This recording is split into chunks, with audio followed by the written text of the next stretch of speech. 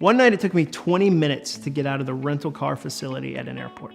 Usually it takes me 3 minutes, 30 seconds. You have to go up to the counter, the booth, and you show them your ID and they give you a receipt that's longer than CVS, which is saying something, because CVS doesn't give you a receipt. They give you a paper python.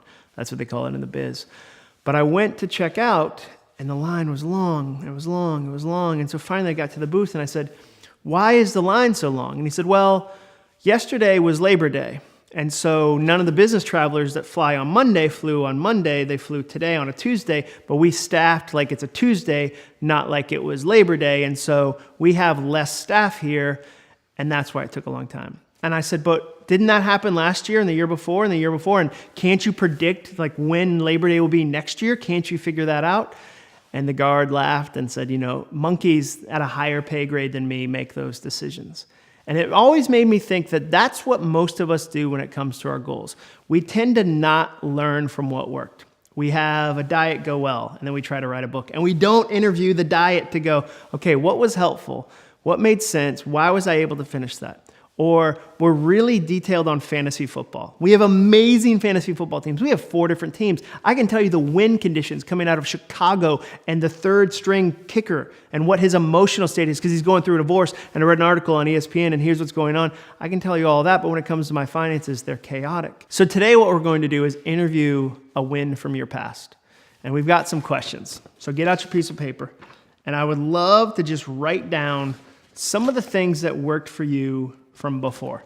I want you to learn the lessons. I don't want you to need to do something 10 times in a row to figure out finally, oh, I should change that. That's what it took me for TSA.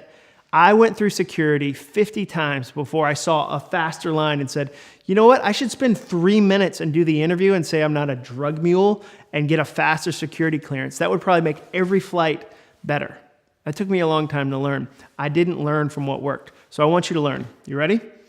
Step 1, what happened last time you attempted a goal like the one you're planning? What happened? Let's get a sense. Did it go well? Could it have gone better? What really happened? As you look at your list of things you've accomplished, what happened? And it doesn't have to be a massive goal. It doesn't have to be the same goal. If you've got a health goal right now, it could be a financial goal. They're related. What happened last time? Number 2, if you haven't done this goal before, what happened with a similar goal? Again, expand your circle. Just because you've never done a diet doesn't mean you haven't done a goal. You've done a different type of goal. Number 3, who was involved last time? I hate the phrase solopreneur because it's just not true. Even if you're an entrepreneur right now and you're a video editor and you're at home all by yourself, you're not a solopreneur. You're connected to clients. You're connected to the people you rent stuff from. You're connected to the person that designed your website. We're all connected. So the last project you worked on, why did it work? For instance, I would say that the first book I ever wrote, I wrote in a Burger King. I know that sounds glamorous. You're like, well, man, you're already balling pretty hard, Burger King. I was able to write it there, not just because I was disciplined or detailed. My wife was involved. And she said to me, hey, you've got 2 hours every Monday after work before you go to a small group. I'll watch the kids if you'll promise me to use those 2 hours to write. So Jenny facilitated that experience for me. So the last time you did something, who else was involved? Maybe you ran a race and it went well, but part of the reason it went well is that Daniel from work, who's a triathlete, helped you and encouraged you, and you ran with him at lunch. Who was part of it last time? Number 4, how long did it take? As accurately as possible, write down how long it took. We tend to overestimate or underestimate. We go in one extreme. I think about this situation with my mom. If you ask my mom how long it takes to drive to the airport, she will give you the fastest time she ever did it. In a series of 100 times, she will give you the fastest as the average. And people often do that with the airport. They just overestimate. So be honest. How long did it really take? It might have taken longer than you think. Number 5, how much money did you need to finish it? For it to work, did you have to invest? Often in the middle of goals, we think, I just don't have the money for that. Like the money is too much, it's too expensive. But the reality is usually it's cheaper than you think. You can find shortcuts. You can hire people that'll take a piece of what you're building. There's ways to get around that. How much real money was involved? Number 6, was there a deadline? Do you need a deadline to operate? Most of us do. It's what's called a fear motivation. You're afraid of that deadline on Friday, so you hustle on Thursday. Did you have a hard deadline? And was that helpful or stressful? Most things we add to our goal are one of the two. It was helpful or it was stressful. So was there a deadline involved? Number 7, were there consequences if you didn't finish it?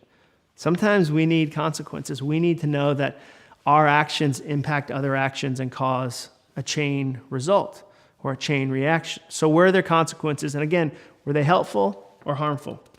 Number 8, if you finished, did you get a reward? Are you reward motivated? Maybe for you, it is the idea of going to the movies by yourself. I always joke, that is the greatest suburban luxury known to man. Like, if you're a parent and you go to a movie by yourself, you're like, I can't believe I'm here. Like, ticket for one. Like, you don't have to go to the bathroom unless you want to. Like, it's a dream. Number 9, if you didn't finish, what part tripped you up? Which part was the most difficult? This is one of the most important questions you can ask about a past action because it's probably going to happen again. If there was a moment of discouragement that came about, what was the moment and why did it happen? Number 10, what was the hardest part? What was the part that you barely got through? The part that discouraged you the most? Was it at the beginning? You had a hard time coming up with a goal? Was it in the middle? Like you got discouraged and it was quiet and nobody was cheering? What was the hardest part? Number 11, if you could do it differently this time, what would you change? Looking back on it, what would you say would be different? I know for me, when I think about books that I've written, it took me a long time to recognize when I do my best writing. I'm not a great summer writer. Like, that sounds weird, but welcome to goal setting. I just am not as creative in July as I am November. I'm not as creative in June as I am in December. I need things to be quiet, for the world to be kind of dead and resting, for me to be loud and expressive. When it's July, I want to goof off. I want to go to the neighborhood pool. I want to go to the beach. I want to do summer things. I don't want to buckle down. And there's been a couple times when I've tried to write a book in the summer and it has not gone well. So that's something I've learned from my past. Part of this is to try to tease out your rhythm as a goal setter, your rhythm as a worker. How do you best function? That's the goal of this. You've done something before that worked. You've done something before maybe that didn't work that you can still learn from. Why did it not work? What happened there? I know for me, there's a number of things that I've learned from each book launch. And one of the ways I've learned is I'll do surveys. Like in addition to this, like you want to take this to the next level, if you have an audience, do a survey. You'd be shocked. I did a survey for the Finish book, and I asked people who pre-ordered, why did you pre-order? And I thought 90% would have said, there were so many bonuses, you gave us the best bonuses. But you know what the number one reason was? People ordered because they had something they wanted to finish. So for me, that was a lesson. I need to spend less time on the bonuses and more time saying to you, hey, that thing you're thinking about, I believe you can do it. And here's how you're going to do it. I need to learn from that past. I need to take the wisdom that I paid for and bring it to my future. So that's today's goal. I want you to spend a few minutes today and the next 3 days researching what's worked, what hasn't worked, and take some lessons. Learn from your experiences so that you can build toward the future. That's your challenge. Go.